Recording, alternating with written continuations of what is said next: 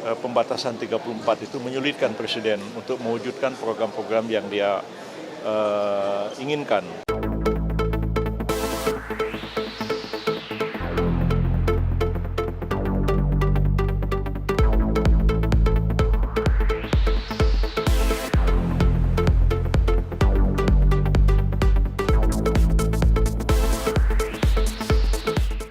Kementerian Negara tadi disebutkan setuju. Ya, RUU Kementerian Negara itu sekarang sedang dibahas di Balik DPR dan telah disepakati akan dibahas sebagai usul inisiatif DPR yang nanti akan diputuskan dalam rapat paripurna dan kemudian draft perubahannya itu akan disampaikan kepada Presiden dan Presiden akan menunjuk counterpart dari pemerintah untuk membahas RUU itu bersama-sama dengan Balik DPR dan fokus perhatiannya adalah perubahan pasal yang mengatur tentang jumlah kementerian negara. Karena memang pembatasan 34 itu menyulitkan Presiden untuk mewujudkan program-program yang dia inginkan. Di satu pihak kita selalu mengatakan bahwa mengangkat dan memberhentikan menteri itu adalah kewenangannya Presiden, hak prerogatif Presiden. Tapi bagaimana Presiden mau mengangkat menteri kalau misalnya kementeriannya tidak ada? Jadi dalam bahasa Belanda itu ada Amtsdrager namanya, ada jabatan, ada pejabatnya. Nah, bagaimana mau mengangkat pejabatnya menteri sedangkan jabatannya tidak ada?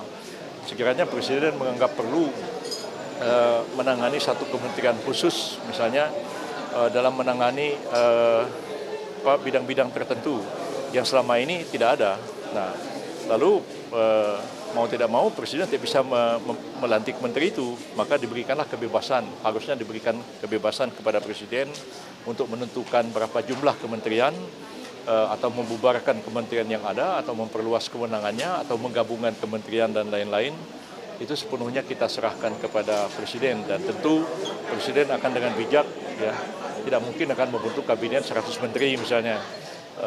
Tapi yang efektif dan efisien sesuai dengan kebutuhan dan kemudian juga jangan terlalu banyak juga berubah, ya.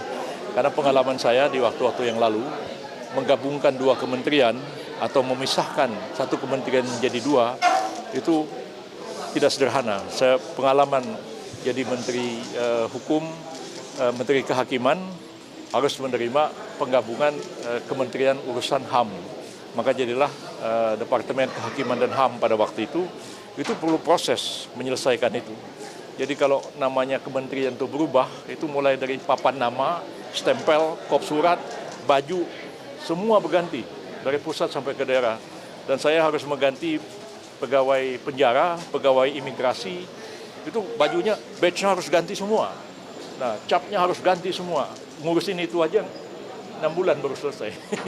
Jadi kapan mau kerja? Begitu, Artinya kira-kira. penambahan menteri ini dibutuhkan ya Pak? Ya sesuai dengan kebutuhannya aja, tapi jangan terlalu banyak juga. Dan saya yakin Pak Prabowo bijak dalam hal ini. Ya. Jika tidak diatur di undang-undang untuk mencegah tidak terbentuk 100 menteri, pembatasannya bagaimana Prof? Ya kan, pertama membentuk kementerian itu kan adalah hak prerogatif Presiden. Kalau dulu Presiden itu kan melaksanakan amanat GBHN. Kemudian kalau sekarang ini Presiden melaksanakan programnya. Jadi untuk melaksanakan programnya itu, mau tidak mau dia harus ada satu kementerian yang menangani hal itu.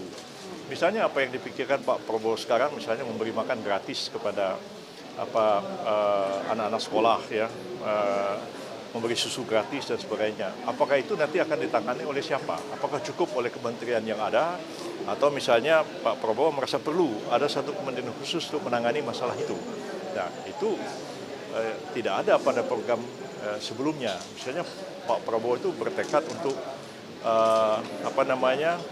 mempercepat pembangunan ekonomi kita sehingga mengejar target 2045 itu sebagai Indonesia emas begitu. Jadi peningkatan per kapitanya itu juga harus ditambah dan karena itu mungkin juga berkaitan dengan kementerian. Misalnya sekarang ada Kementerian Keuangan.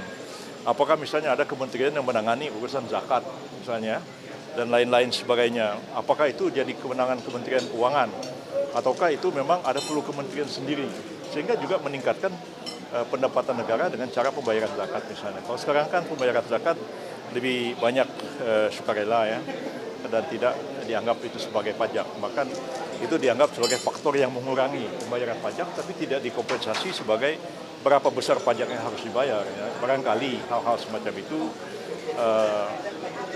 perlu penanganan tersendiri. Saya kira Tadi seperti sempat itu. disebut dalam rapat.